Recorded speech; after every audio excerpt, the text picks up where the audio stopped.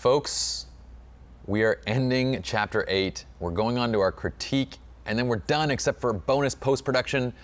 But at this point, I want to remind y'all to think different. Hopefully through this entire course, we've shown you scene after scene how things can be modified, how you can make it look different, how you can visualize things like your camera and create images that your clients can't even imagine right in front of their eyes. And when you can do that, you're a full-on magician. And when you're a magician, you're amazing in your client's eyes. If you can give them that experience of creating something out of nothing right there in front of them without doing Photoshop, without doing anything, they're gonna love every single thing that you're doing with them, especially when you're giving them a great experience on top of all of that. And they're gonna tell their friends, they're gonna tell their friends. You get the point. So the last picture that I wanna bring up in this tutorial is this shot. I think I might have shown this a while back for one of our lighting tutorials, but basically what we did in this scene is when I walked out here, and you'll see this in the behind the scenes, this is nighttime. This is one of the last shots. I think it was the last shot that we actually captured for this couple. And their room, their dance floor is like literally right here. So dance floor is right here. They stepped out to get this shot. And I pre-lit the shot, and I kind of had this vision of like during the day, this is at the Monarch Beach again, and during the day, when this room is all lit up, this mirror hallway looks pretty cool and it has this light coming through it. And when I stepped in there at night, it just looks dark. It doesn't look anything like this, and you'll see that. So I placed a very high power flash back there. And I think it was either the B1 or the B2 set to full power. I think it was the B1 in this scene. We go on the 5D Mark III with a 35mm lens, 1/100th of a second, f1.4 and ISO 400. I did that so I'd get extra juice out of that flash. I point the flash into that back room, and the flash fires, and it lights up the back room as if there's sun coming through. So everything whitens out on that side of the room.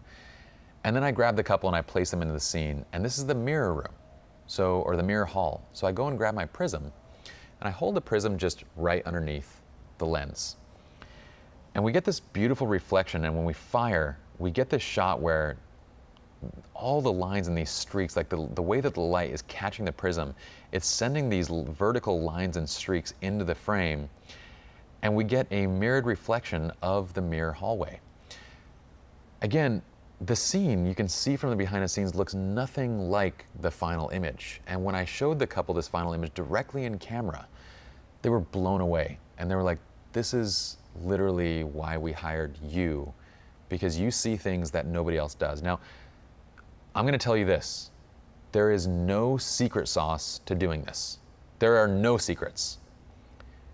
It's just practice.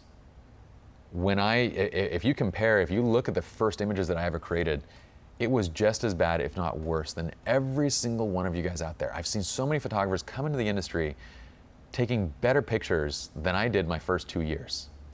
There is no secret to being able to visualize and create something and being able to see something in your head and being able to actually create it in camera.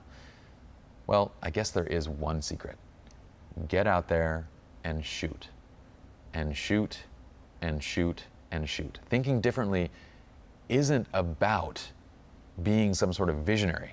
It's about being in so many different situations and trying so many different things that when you are encountering a situation, you know how to think through all the things that you've tried, and you think of the solution that's gonna work the best and fit that scene the way that you want it to fit your vision. So, now that you've learned all this stuff, I want to encourage you to go out and start shooting. Take the things that you've learned and go practice. It doesn't matter whether the images are great or average or below average. Shoot. Get those images and post them onto Construct a Critique on SR Lounge. Post them in the community group, and we will actually give you critique on them. If you're a premium member, we have our editors in there giving critique on images, helping you guys to grow. And what you're going to see in the next chapter are submissions coming from the premium Facebook group, where we will actually make requests for images and say, hey guys, we're going to do a new section on community critique in the next course. Submit your images. So submit your images there too. Getting that feedback on top of the experience of going out and shooting is the most valuable thing that you can possibly do for your career outside of investing in good education. Let's go ahead and move on to the final chapter now.